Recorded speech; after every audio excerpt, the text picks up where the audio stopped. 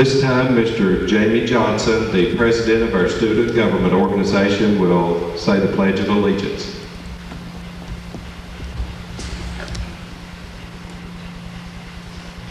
I pledge allegiance to the flag of the United States of America and to the republic for which it stands, one nation, under God, indivisible, with liberty and justice for all.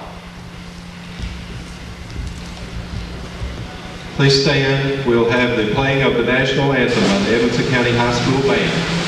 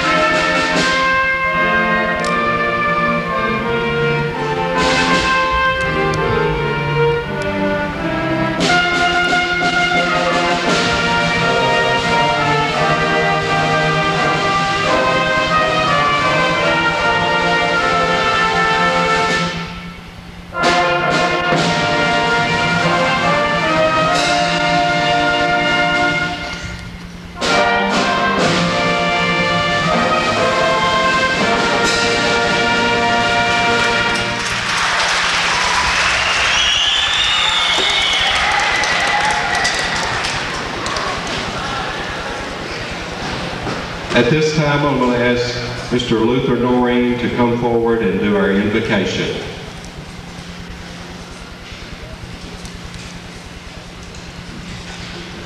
Let's stand, bow our heads.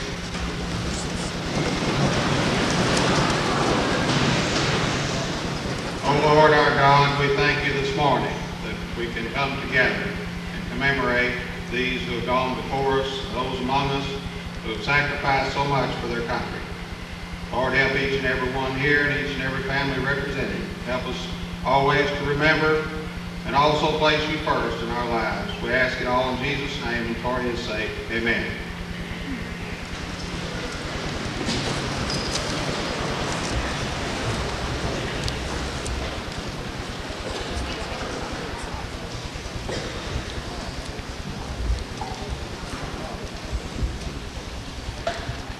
Our guest speaker today, and you'll hear from him a little later, is Mr. W.J. Cannon from Scottsville, Kentucky. Mr. Cannon is a graduate of Western Kentucky University and the University of Louisville School of Law. He entered the armed forces in World War II, June 5, 1942, just following the naval battle of Midway. Stayed affiliated with the U.S. Army many years and then went over to the Air Force. Served in Vietnam and retired from active duty April the 1st of 1971. He's been living in our area for some time. He's been in the newspaper business in Scottsville, Kentucky and in Westmoreland, Tennessee. He has been in the Veterans of Foreign Wars for many years and has served as district commander for our district and state commander. He has also been the National Judge Advocate General of the Veterans of Foreign Wars 1990 and 91. He's been chairman of the 97th National Convention of the Veterans of Foreign Wars. And his community activities include several terms on boards of the Brad Mental Health and the Retardation Board and the Manpower Planning Council of Kentucky. I think you will enjoy hearing Mr. Cannon when his time comes on the program.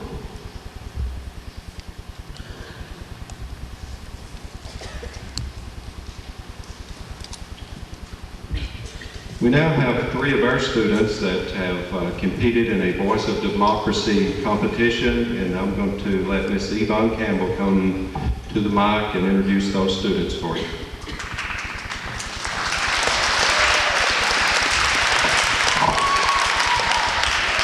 Again, I welcome you to our program this year. This year, the subject of our speech is Answering America's Call. Every year, we ask a number of students to participate in the contest. This year, I required the seniors in English to write the speech and deliver it to the class. Then it was up to the individual member if they would like to record the speech for competition. The judging of the speech is done from a cassette recording, and there are a few things that have to be met, and one of them is a time limit, 3 to 5 minutes. So our 3 winners this year have met those particular elements within the program. During the course of the speeches in my class, I heard a number of different opinions about what it means to answer America's call. I had the speeches that delivered the history lesson. Then I had the speeches that talked about the big problem that we're having, from abortion to pollution, and possibly how to solve some of those problems. Most of the students took the assignment quite seriously. I was impressed with some of the wording. I wanted to talk about a couple of them from one extreme to the other. Chad Patton used an expression in his speech that was humorous to the class. He talked about the Generation X in addressing the class and his generation in general as being the good, the bad, and the ugly. In another class, Kyle Alford caught the class's attention with his reverberation of a gunshot, bang, bang, bang. The shots rang out through the alley, and another child lies in a pool of blood. So you can tell that the speeches were quite varied from introductions and from contents. The winners this year are also varied in their subject. The third place winner is Jamie Johnson. Jamie is a senior here at ECHS. He is the son of James and Linda Johnson of Brownsville. He holds the office of President of the Student Government and Secretary of the local chapter of the Math Club. He's also an active member of the Beta Club, and he participates on the school's academic team. He hopes to graduate from college and pursue his lifelong dream of a career in drama. I give to you Jamie Johnson.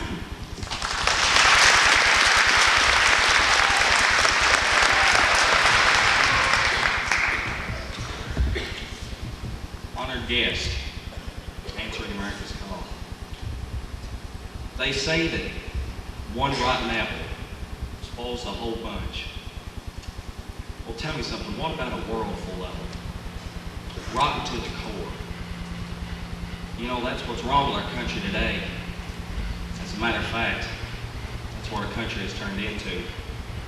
True, we live in a land of independence and freedom. We need not to forget that. But when wickedness and hatred are entrapping the hearts and minds of the big majority of mankind, and off in the distance we constantly hear a faint, sorrowful cry of help from our beloved country, my friends, something has to be done. And that something is a change in our attitude, our thoughts, and our lives. That's why I've come up with a simple proposition to rectify this situation in which our fair country has gotten itself into. What is this proposition, you ask? It's simple. Love your fellow man. It's as simple as that. Love your fellow man. I'm not talking about a physical love, but more of a heartfelt love where you care and nurture one another. Lift each other's spirits up when you're down. Console one another in troublesome times. You know, if we could just take the time to convert all our feelings of hatred, bitterness, and resentment towards one another into feelings of caring, nurturing, and respect, and truly display these feelings for all the world to see, think of what a difference that would make. If we could just stop acting like stubborn mules and just take the time to go to someone that you harbored some harsh feelings for and just simply say, I'm sorry. I'm sorry that I hurt you, whether it was physically or emotionally. And please forgive me. You know, it only takes 2 minutes to make such a simple bond between two people. 1 minute to apologize, and a second to be forgiven. If we could just make that simple act of bonding become a reality, we will have taken the first step to our success. We will have taken the first step to our goals. The goals that our founding fathers, Washington, Adams, and Jefferson, meant for us to achieve. The goals that our veterans we have seated here with us today fought for and risked their lives for, just so we could have the opportunity to achieve those goals in order to better our lives. It is for this reason that we are deeply indebted to these honored men. But rather than repaying them the way we should, with gratitude and respect, we repay them with thoughtless, selfish ingratitude and disrespect. Has America begun to use the philosophy of me before everyone else? I hope and pray not, America. I hope and pray not. Thank you.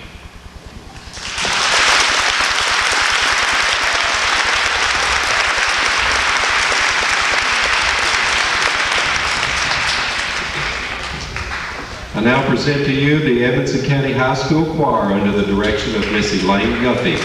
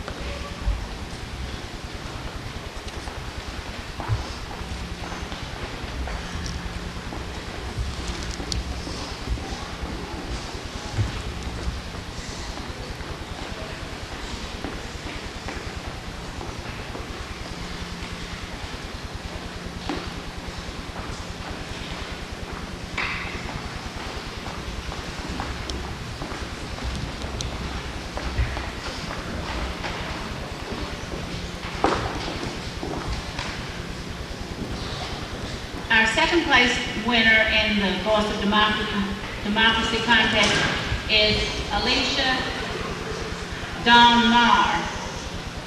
Her parents are Gary and Marlene Marr, and they live in the Pig community. Alicia is actively involved in schools. She is the treasurer of FHA, the treasurer of FBLA, the treasurer of the senior class, the treasurer of the Mu Alpha Theta. She's the reporter for the Literary Club, and she's an active member in the Beta Club. She plans on marrying after she gets out of high school to a young man named Kyle Skaggs. After this, she plans on attending Western and becoming a dental hygienist. I give to you our second place winner, Alicia Marr.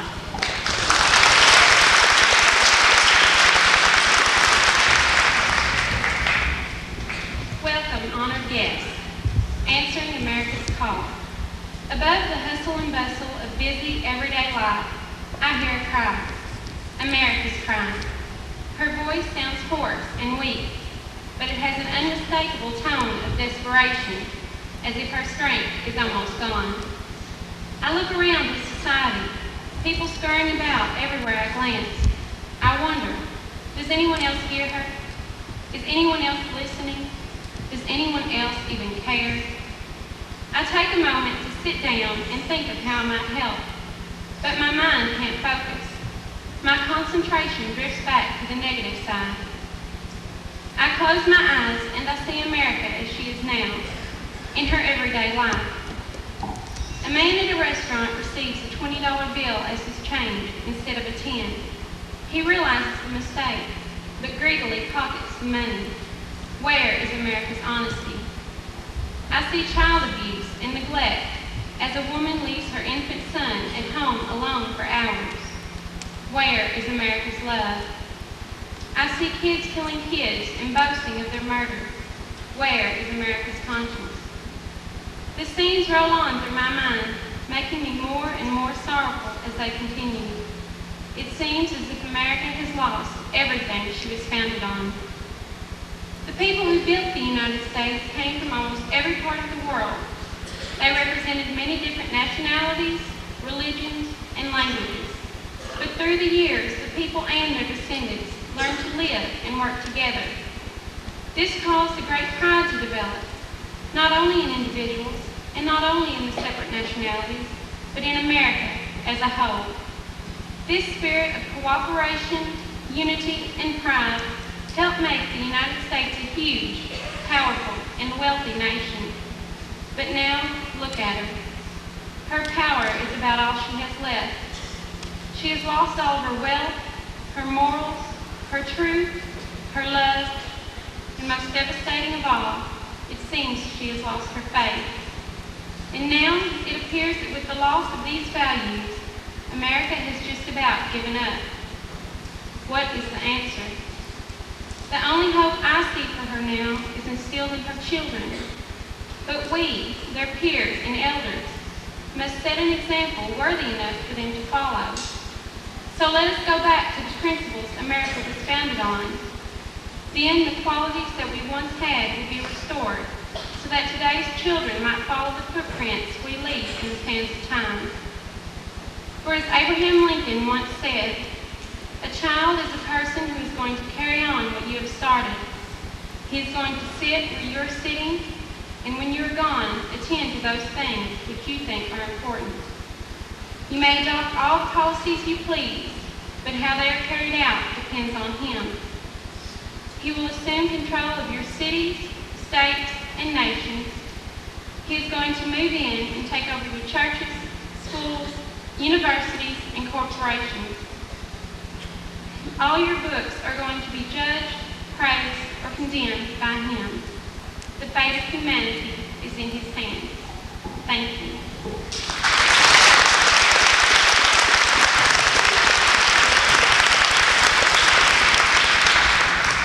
Mr. Mycalm and the Edmonson County High School Band in Blue.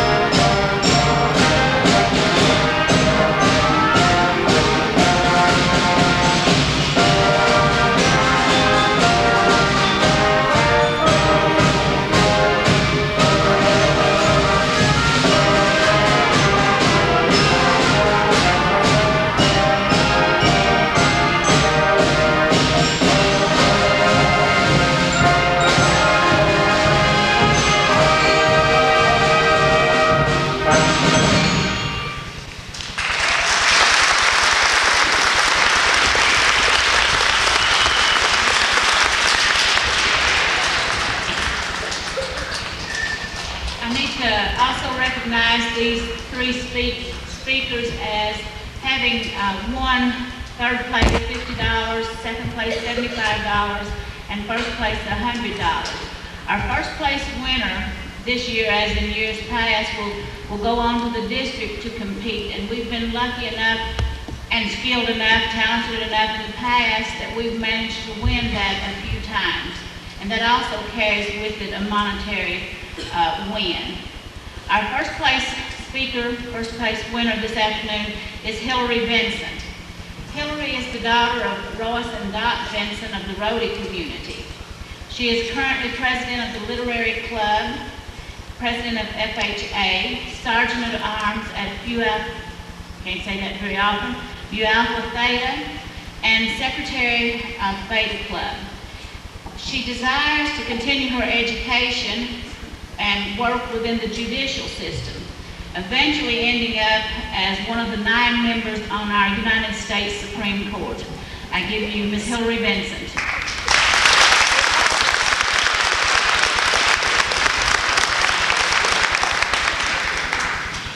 Answering America's call. America's cry is sounding. Can you hear it? Can't you feel the tremor of the quaking ground beneath you as the call is put forth? Vibrating off buildings, rushing through alleys, ringing in ears. Can you not hear the desperation in her voice as she screams out for help, echoing the muffled whimper of the child that sits on the street, praying for food, waiting for a miracle to lead him out of his state? It seems that many people do not hear these pleas for help, or rather, they do not listen.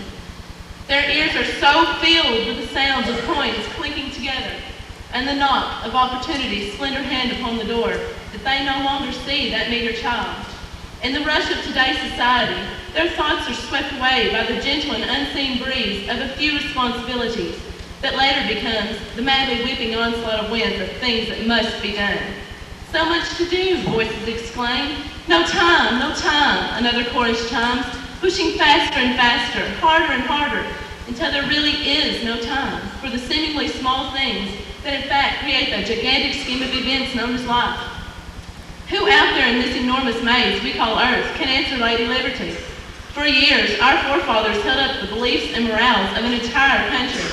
The brave men and women before us gave their lives in a vast tribute to families, friends, homes, and basically everything America stands for. Life, liberty, and the pursuit of happiness.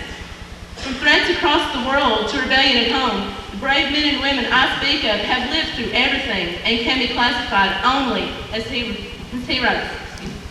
The past, however, is not the place we seek.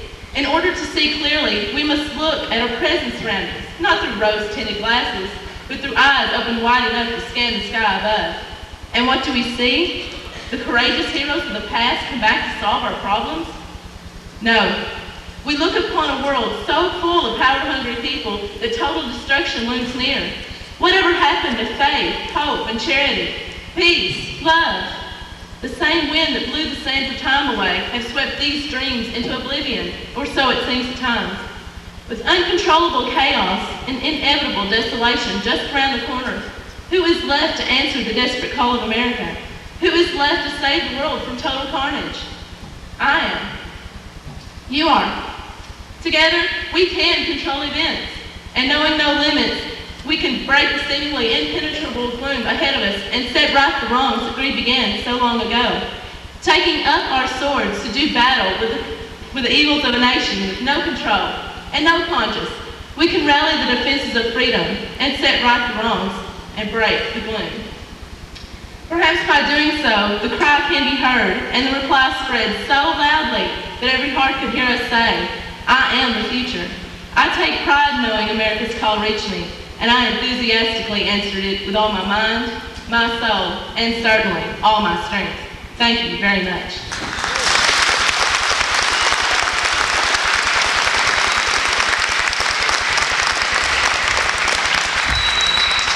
For presentation of awards, Commander Jack Hasty.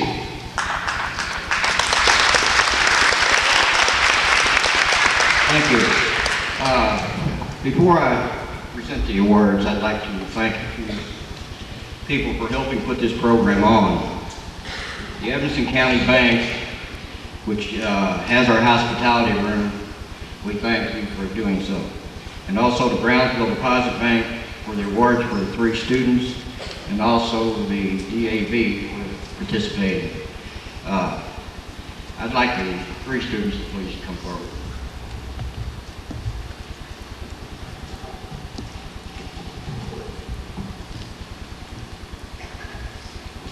Okay. Our 3rd place winner, Jamie Johnson. I'd like to present you this check and also this patch. If I can get them all to stand up here. The check is for $50.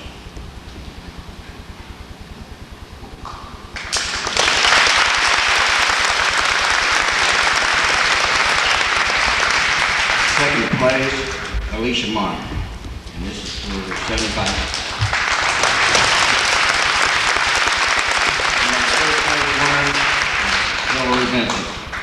$100 check. And I'd like to thank you all for coming out. I got one other person I think should be recognized. He does a good job of getting this program put together. He comes to school. He also puts the notices in the paper. Merle Daniels, we'd like to thank you for putting this together.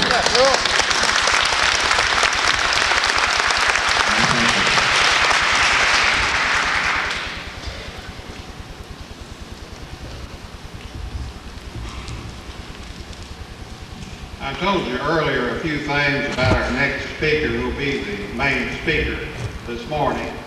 And I would also like to join with Jack in thanking everybody, whether you're in the school system or out of it, those of you that have just come here this morning or whatever your part has been, for all that you've done to be here, and for those that are coming on. We thank the choir and the band for the music that they gave, and others that had part in the musical program. That last song, most of you probably don't know it. I'm not old enough to have been around for the Revolutionary War, believe it or not. That song goes back, the words of it, let the tyrants shake their iron rods, and slavery clank her galling chains. We fear them not, we trust in God. New England's God forever reigns. Our next speaker is Quartermaster W.J. Cannon, and we'll let you hear what he has to say for us this morning.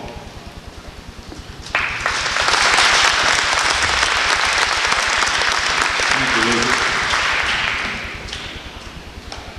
I don't know how many of you remember W.C. Fields, but for those who do, you should remember that he did not like being in movies with animals and young people because they had a tendency to steal the show.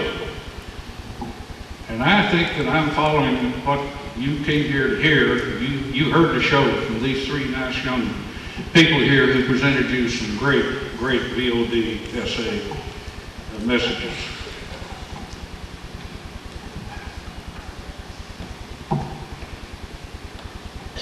Thank you, Luther, and thank you, Commander Hasty, for asking me here. Not only for that, but for the fine work that you and your comrades do for this community and the state and the national organizations. And if I may digress from my prepared remarks, let me say this day, at the opening prayer of every VFW meeting I attend, that my thoughts go out to 3 Edmonson Countyans with whom I have been associated. James Browning, who was killed in action in North Africa in World War II. Albert Mitchell, who was killed on D-Day in World War II. And to Nisbet Alexander, seriously wounded at Castlereagh Pass, and the founding father of this local VFW program and this VFW. I'm indebted to all those 3 comrades, and in effect they all gave their lives for their country. As a member of the Veterans of Foreign Wars, I have a lot of invitations to make speeches at this time of year. But the ones I enjoy most are the ones like this, where I can talk to some very interesting people, students. You're interesting for 2 reasons. You're in school and you're learning something. And I'm sure you're all making good grades, right? And you see an entirely different world from the one that I grew up in. In fact, you're very lucky because the world you know today is closer to peace than it has ever been. The Russians are reducing their military forces, and we are doing the same. In your time, you will see a far more peaceful world than I saw when I was sitting where you are today. With apologies to your teachers, I'd like to give you a little bit of a history lesson today and let you share with me some of what the world was like earlier. Let's go back to a time before even I was born. November the 11th, 1918, at the 11th hour, on the 11th day of the 11th month, the guns fell silent ending the First World War. November the 11th became a very special day, a day on which families and friends remembered those who had fought and those who had fallen in that war. In time, though, the war to end all wars was followed by an even worse conflict, the Second World War. Again, after the guns had silenced, families and friends mourned their dead and paid their respects to those who had survived. To give Americans a day on which to honor those who had served in World War II, President Eisenhower in 1954 signed legislation making November the 11th a day on which to honor those who have served in all of America's wars. No better tribute can be given those who have served than to turn our thoughts to this time of year and say, we remember. We remember the veterans of the Spanish-American War, who founded the Veterans of Foreign Wars at the end of the 19th century, and who made America a world power at the turn of this century. We remember April the 6th, 1917, the day America entered World War I. Chateau Thierry, Meuse-Argonne, and Belleau Wood. The battlefields of that war where thousands died every day. Trenches, mud, cooties, the bugs that crawled all over the soldiers, 48 trains built to haul 40 soldiers and 8 horses up to the front lines, the Rainbow Division, and victory.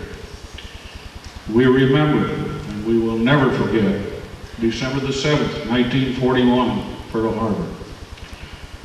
North Africa, Sicily, the Italian campaign, Normandy, the Battle of Midway, Guadalcanal, Iwo Jima, and the bridge at Remagen. And in the home front, war bombs, rationing, scrap metal drives, USO shows, Rosie the Riveter, and the saying that we found all over the world and occasionally still do, Kilroy was here. May the 8th, 1945, Big E Day, victory in Europe.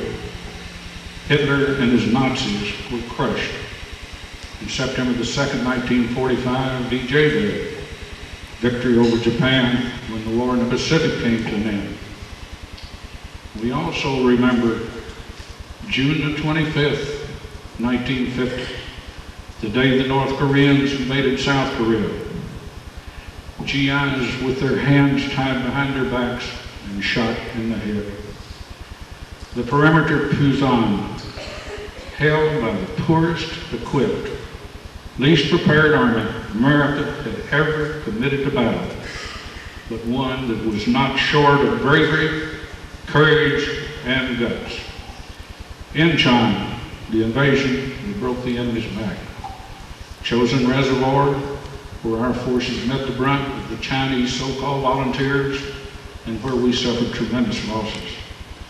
The 38th parallel, the line that we fought for and died for over and over again until we finally showed the enemy that they would never cross it again.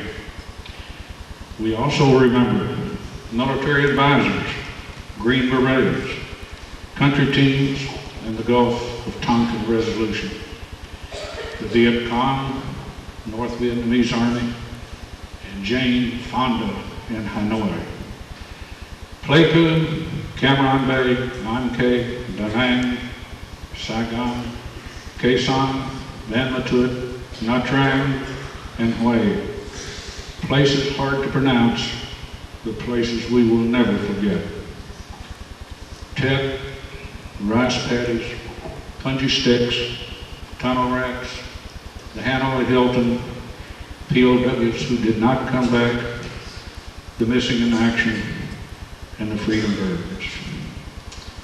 We also remember the USS Stark, the Marines killed in Beirut, the rescue of the Americans in Grenada, and the liberation of Panama. We remember August of 1990 and the invasion of Kuwait, Operation Desert Shield, Saddam Hussein and Americans held hostage. January the 16th, 1991, the day the lightning struck and Operation Desert Storm rolled across the deserts of Iraq, proving again that when you let the armed forces of this country operate as they should without political influence, victory is assured. That was the so-called 100-Hour War. We remember that victory and our pride in being Americans.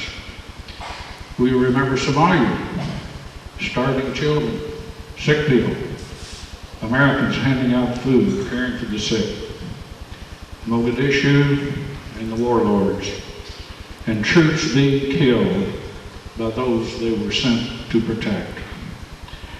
That, ladies and gentlemen, students, comrades, and sisters, takes us through the first 95 years of this war-torn century. We have just 5 years left. Let's hope they're more peaceful than the preceding. Here in America, we have a democratic form of government. It's the best and also the hardest type. I say hard because everyone has to take part in it if we're going to be successful. Even now, as students, you can take an active part. Take a good look at these three things and understand them well. The Declaration of Independence, the Constitution, and the Bill of Rights. Since the first shots were fired in our war for independence in 1775, and I want you to hear this, over 1 million Americans have died, have given their lives to protect what we have here in this country. Over 1 million killed in action. Millions of others have served in our armed forces and returned as veterans. Today there's some 27 million of us. In fact, 1 out of every 9 Americans is a veteran. In his Veterans Day proclamation of 1991, President Bush said, and I quote, "Memory is the first measure of gratitude. Those who are truly grateful do not forget the service that has been rendered for their sake." Each November, we Americans remember in a special way the veterans of the United States Armed Forces. Through their vigilance, courage, and sacrifice, these individuals have helped secure the freedoms that we so enjoy today. The freedoms that we sometimes, all too easily, take for granted. Unquote. This month concludes the official commemoration of the 50th anniversary of World War II. I hope that it will not be forgotten by any of you. But since it does, as a personal favor, I would like to ask all the World War II veterans in the audience, would you please stand? And I'd like for you students to recognize them, if you will, please. Would you stand, comrades? All World War II veterans.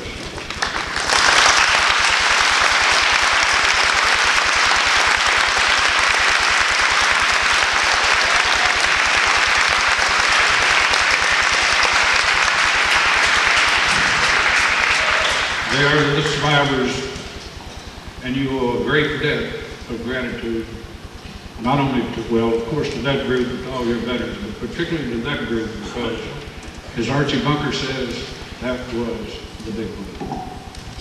Thank you.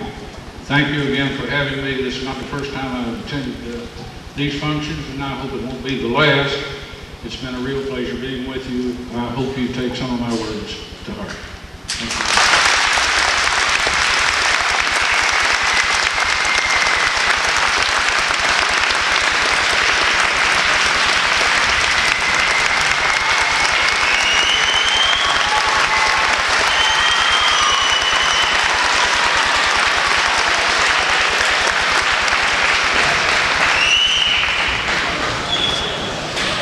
We appreciate it so much. We have another speaker who will have a few remarks for us. This gentleman is a member of our community for a lifetime, Mr. Wiley Willis. Wiley is also a World War II veteran. He was in the Battle of Normandy, which was a pretty rough place to be when he was there. He's the past state commander and present commander of the local DAV chapter of the Disabled American Veterans. I want to present to you Wiley Willis.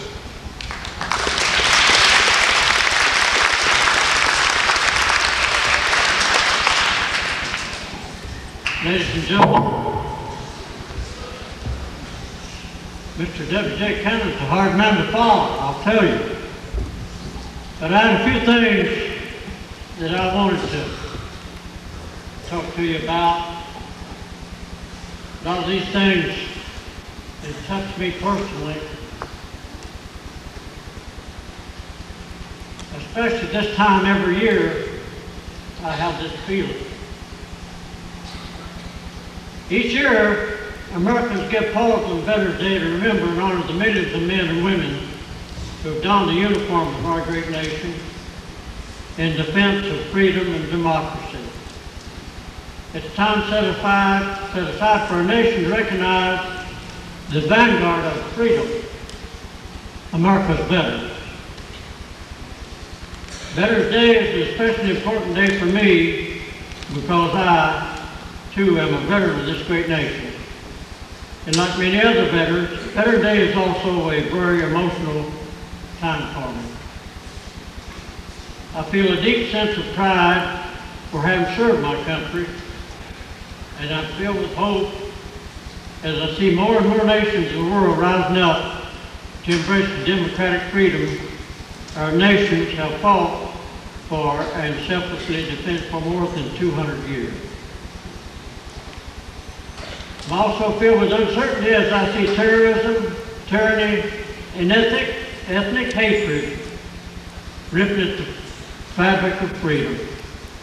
But I'm confident that American veterans will faithfully meet these atrocities to freedom with equal fortitude. I'm also filled with sadness and real thanks to the countless young men and women who gave their lives to ensure freedom, and I feel fortunate and blessed to be able to be here with you, a veteran and yes, a patriot. Veterans Day is many things to many people. For some, Veterans Day is a day of vaccination and curiosity, praise and festivity. For others, it's a day of memories and mourning. Still yet, others view Veterans Day as a day off, a federal holiday providing an opportunity to enjoy the freedom veterans have made possible. As 1995 draws to a close, so does the 50th anniversary, marking the end of World War II, and an era of veterans the like of which the world is not likely to witness again. These men and women were a breed of veterans the world will never forget. Yet every day that passes, taps is sounded for a growing number of these proud veterans. The veterans of World War II are the fathers and mothers, grandfathers and grandmothers, and yes, the great-grandfathers and great-grandmothers of the present. Unlike any generation before them, these veterans know the sacrifice of veterans as few may ever know it. They willingly pay the price of freedom with their lives, bodies, and minds. By their efforts, God willing, no generation after them will be called to pay so high a price again. When I recount the loyalty, bravery, and sacrifice of America's veterans, I'm always reminded of the words of this great admiral. Some of you older fellows remember him. Navy Admiral Chester W. Nimitz. You know what I'm talking about. and Marine Corps General Greg B. Erskine following the battle for the island of Iwo Jima. One of the bloodiest encounters of World War II. Between February the 19th and the time pork chop shaped 4.5 mile long island was secured on March 26, 1945, the price of victory was staggering. 19,000 Americans wounded and 7,000 killed on a 4.5 mile island. And of the 21,000 Japanese in the military defending Iwo Jima, only 200 survived. From the fleet, Admiral Nimmitz's words became history when he said, among the Americans who served on Iwo Island, uncommon valor was a common virtue. While on Iwo Jima, General Erskine saluted the fallen Marines of his 3rd Marine Division with, "Let the world count our crosses. Let them count them over and over." Then when they understand the significance of the fighting for the Iwo Jima, let them wonder how few there are. The veterans of Iwo Jima honored their contract with the country, just as Americans from Valley Forge to the invasion of Italy, to the invasion of Normandy, the Battle of the Bulge, the battle for Germany, Korea, and from Vietnam to Somalia. For more than 200 years, they swore to defend their country, and regardless of the price, they did their duty. Yes, I'm proud to be a veteran, proud of our history, proud of the honorable men and women who never shirked their responsibility to their country, regardless of the cost in lives, limbs, sight, and mind. But I'm deeply saddened and angry at proposals by our national leaders that would be disastrous for disabled veterans and their families. And I'm ashamed when I see House and Senate members turn their back on America's moral obligation to disabled veterans and their families. When I see VA programs and services singled out for drastic spending cuts by the very leaders we have elected to represent us, I'm disheartened and appalled. These are facts, ladies and gentlemen. Veterans once again engaged in battle, but this time it isn't a battle of home and bullets. It's a battle of balance sheets against needed benefits and services. It is politics against disability. And it simply isn't fair. The truth is, if some politicians have their way, some veterans wounded on Iwo Jima will lose their benefits, while some Japanese companies continue to enjoy tax breaks on business done in this country. We're fighting for fair treatment of disabled veterans and the well-being of our families, and we need allies just like you people. Join us.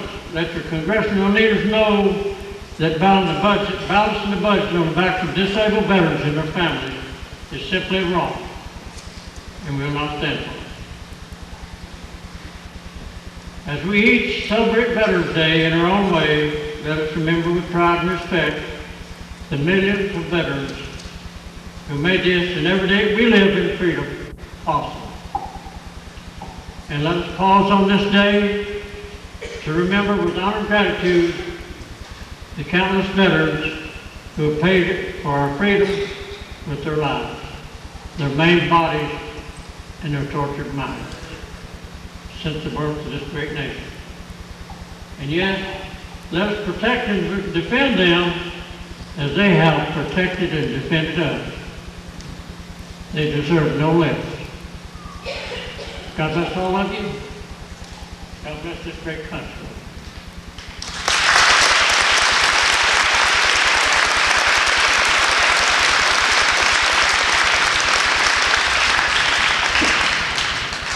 We now have a special song by Mr. Ed Moody.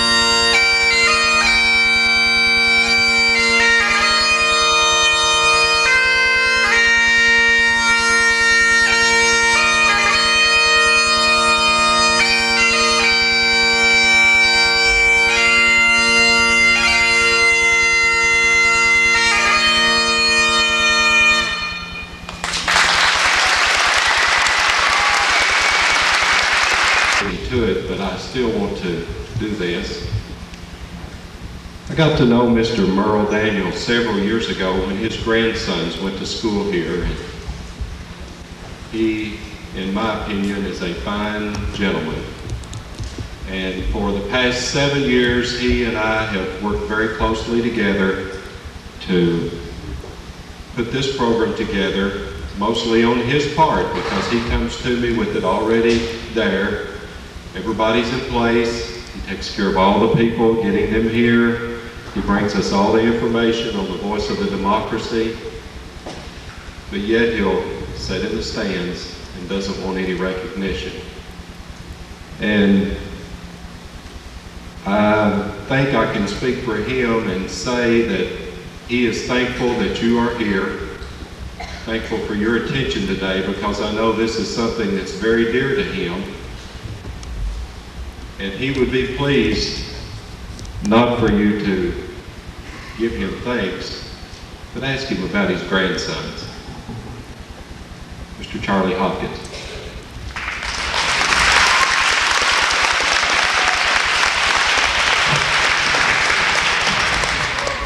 First, I'd like to recognize all the veterans and their families today on this Veterans Day celebration.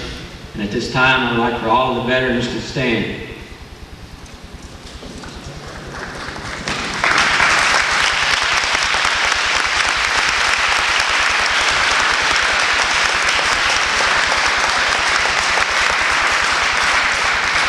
On behalf of our student body at Edmonson County High School, staff, friends, and guests, we want to say thank you, veterans, for being a part of our program today at Edmonson County High School.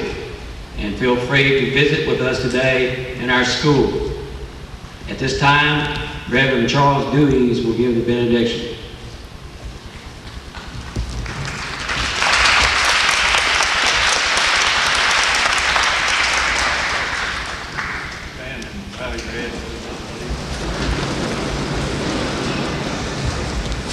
Everlasting to everlasting, thou art God. Because of this, our Father, we bow our heads, humble our hearts to you, give you honor and praise, to be able to live in the land, Lord. Though sin is great, it's still peaceable enough for us to come humble to you and feel the holy hand of God. We pray, God, today that you let your blessings rest upon these men who work to bring something before our children and before us. Father, that might make us be better people, Lord, as we go through this life. Help us, God, to come before you and let wisdom build our seven pillars. We know, Lord, this is what our foundation is on. Faith, virtue, temperance, patience, brotherly kindness, and godliness. Lord, there's so many things today in the world that we can't change. Lord, I can't feed the children that starve and Lord in the nation of our world. I can't stop the heart of them that's hardened in you to abort the children.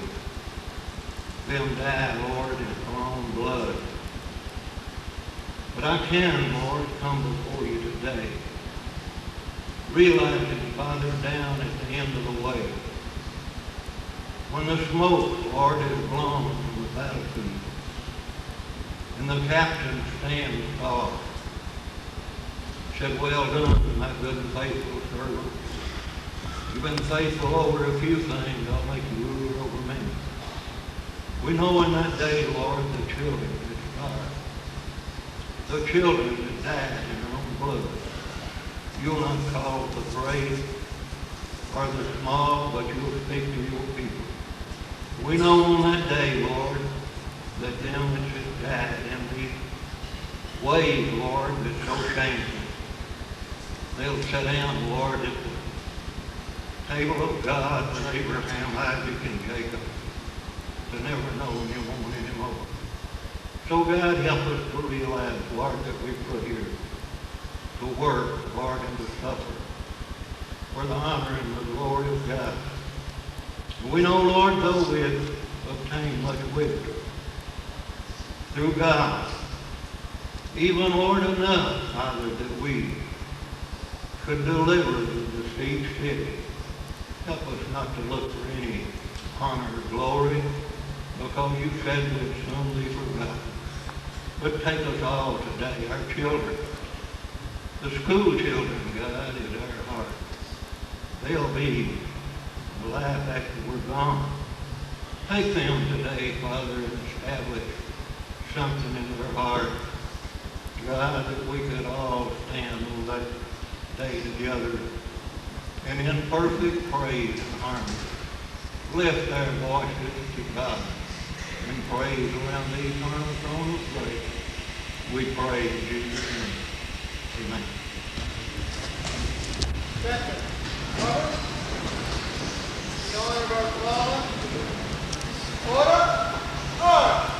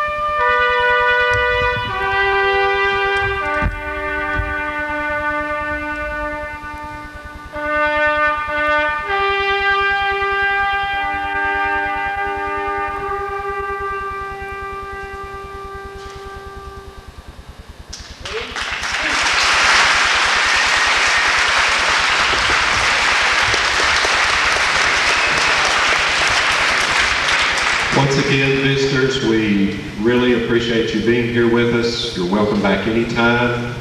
Students, we're going to give you about a 7-minute break, and we'll be going back to the second block.